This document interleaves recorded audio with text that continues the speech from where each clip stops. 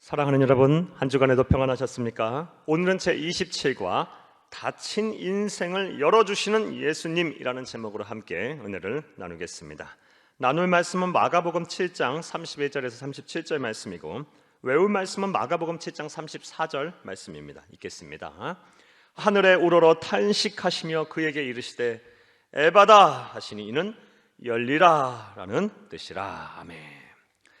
본문을 읽겠습니다. 본문 여러분 가지고 계신 구역공과 143페이지에 있습니다. 본문은 예수님께서 오늘날 이스라엘 북쪽 레바논 지역인 두로와 시돈 그리고 데가볼리 지역에서 사역을 마치시고 갈릴리 호수에 이르셨을 때 일어난 사건에 대한 기록입니다. 사람들이 귀먹고 말을 더듬는 자를 데리고 예수님께로 나와 병을 낫게 해달라고 간청하자 예수님께서 그 사람을 따로 데리고 무리를 떠나셔서 손가락을 그의 양귀에 넣고 침을 뱉어 그의 혀에 손을 대시며 하늘을 우러러 탄식하시고 아람어로 열리다라는 뜻인 에바다라고 외치셨습니다. 평상시에는 그저 말씀만 하셔도 병든 자의 병이 낫고 귀신이 떠나갔는데 이번 경우에는 특이한 방식으로 환자를 치유하신 것입니다.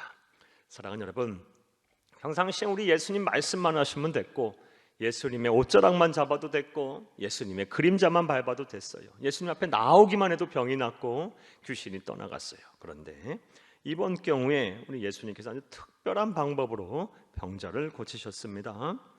따로 무리 가운데서 떼어서 한적한 곳으로 가셔서 그곳에 어떻게 하셨습니까?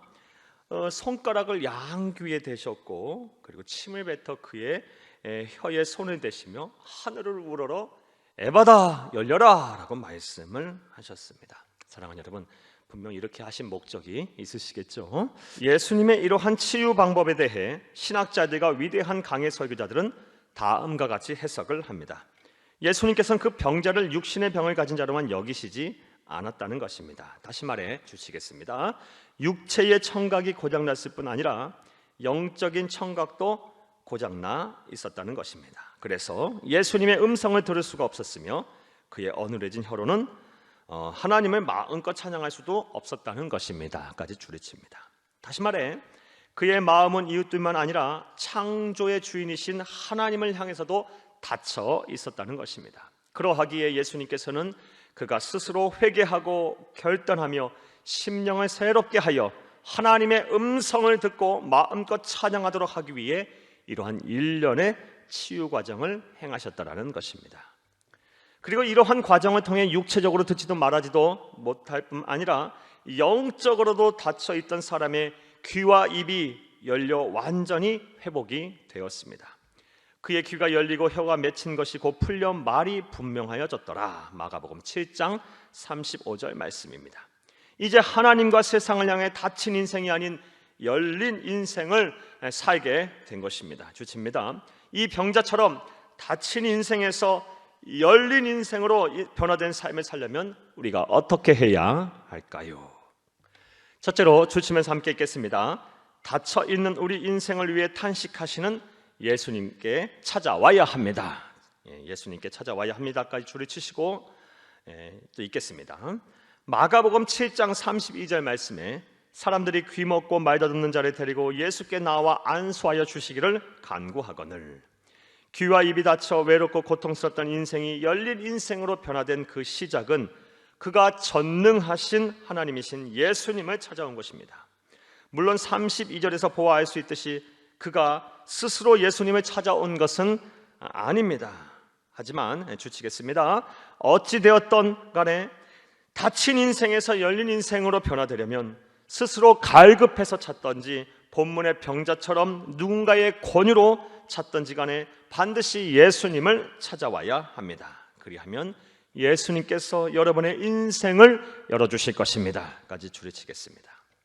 이렇게 말씀드려도 어떤 분들에게는 이 사실을 받아들이는 것이 쉬운 일이 아닐 수도 있습니다. 그 이유는 내 삶의 문제를 해결해 줄 힘이 있는 사람을 만나려면 그 문턱이 너무 높았기 때문입니다. 또한 어렵게 만난다 한들 내 사정과 형편을 진심으로 이해해 주지 않았기 때문입니다. 하지만 우리가 이러한 걱정을 할 필요가 없습니다. 왜냐하면 주치겠습니다. 예수님은 그 누구보다 내 사정과 형편을 잘 아시고 공감하시며 내 편이 되는 분이시기 때문입니다. 줄을 치겠습니다. 하늘을 우러러 탄식하시며 그에게 이르시되 에바다 하시니 이는 열리라 라는 뜻이라. 마가복음 7장 34절 말씀입니다. 여기서 말하는 탄식이란 그냥 내뱉는 푸념이 아닙니다. 이것의 헬라어 원어는 스테나조라는 단어로 스테나조 동그라미 칩니다. 주치겠습니다. 상대방의 아픔은 나의 아픔과 동일시한다라는 뜻이 있습니다. 그러니까 주치겠습니다. 예수님은 자신을 찾아온 병자의 육체적인 아픔과 고통을 무엇보다 그의 영적인 상처와 답답함, 외로움과 두려움을 자신의 것으로 느끼시면서 고쳐주신 것입니다. 까지 줄을 치겠습니다. 이렇게 나의 마음과 생각까지 온전히 살피며 공감하는 사람이 어디에 있습니까? 어디서 우리가 이러한 사랑과 위로 도움을 얻겠습니까?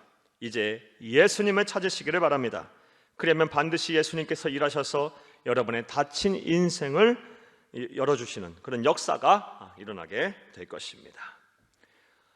또 둘째로 함께 주치면서 읽겠습니다. 닫혀있는 우리 인생을 열기 위해 만지시는 예수님을 영접해야 합니다. 예수님을 영접해야 합니다. 줄을 치겠습니다.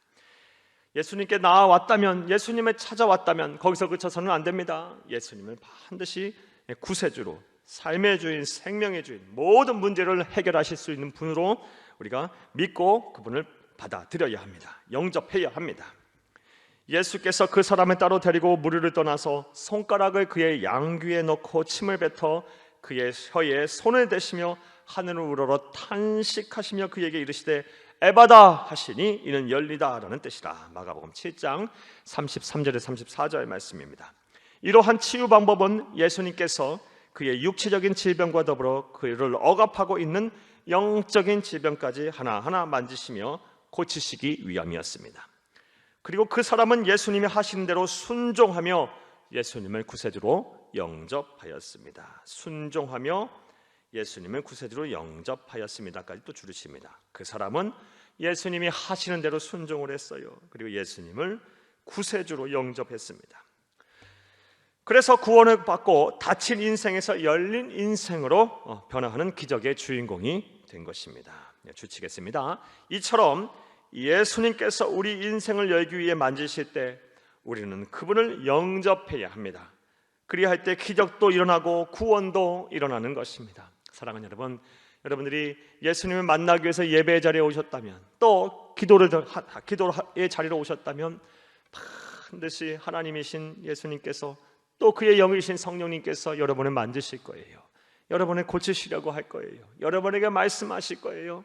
여러분을 깨닫게 하실 거예요. 그리고 여러분과 함께 하실 거예요. 그리할 때 사랑하는 여러분, 하나님께서 무슨 말씀을 하시든 순종하시기를 바랍니다. 그리고 그 말씀을 받아들이시기를 바라고 믿음을 가지시기를 바랍니다. 그리할 때 기적도 일어나고 구원도 일어나게 될 것입니다. 그렇다면 예수님을 영접한다는 것은 어떻게 하는 것일까요? 그것은 고침을 받은 병자의 모습을 통해서 우리가 알 수가 있습니다. 예수님께서 그를 데리고 한적한 곳으로 가셨을 때 먼저 주치겠습니다. 그는 예수님의 사랑을 강하게 느꼈을 것입니다. 주치고 1번입니다. 예수님을 영접한다는 것은 먼저 예수님의 사랑을 알아야 합니다. 느껴야 합니다. 예수님이 누구신지를 알아야 하고 감정적으로 받아들여야 합니다. 그리고 예수님을 믿기로 결심하셔야 합니다. 주치고 1번입니다. 그러면서 예수님께서 자신의 귀와 눈에 손을 대셨을 때 자신의 정욕과 안목과 이생의 자랑, 자신의 죄를 철저하게 뉘우치며 회개의 눈물을 흘렸을 것입니다. 주치고 2번입니다.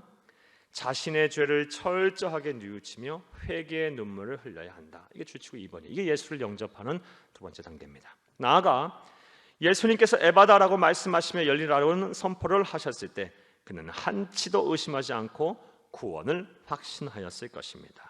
한치도 의심하지 않고 구원을 확신하였을 것. 그래서 주치고 3번을 합니다.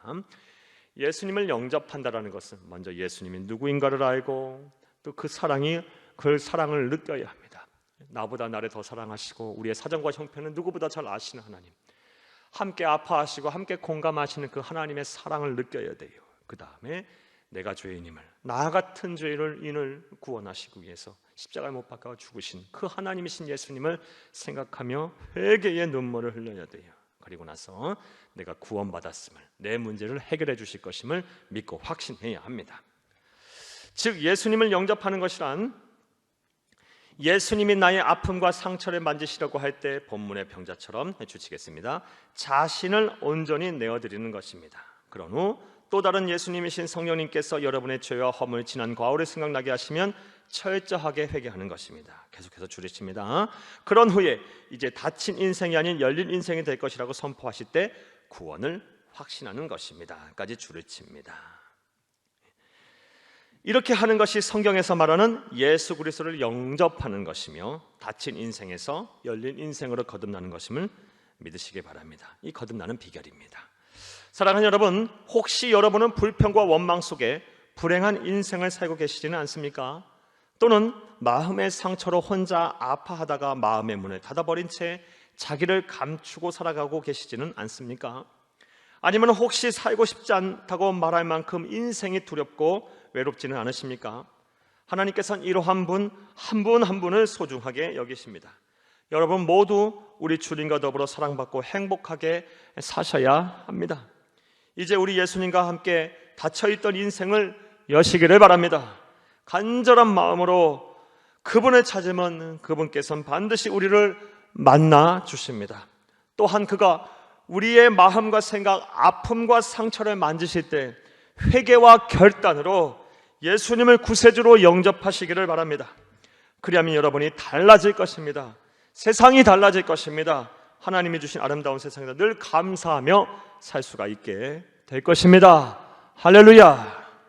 말씀과 만남해 보겠습니다. 1번, 우리 인생이 닫혀있다면 열기 위해서 무엇을 해야 합니까? 먼저 예수님께 나와야 합니다. 예수님을 찾아와야 합니다. 그리고 나서 예수님을 영접해야 합니다.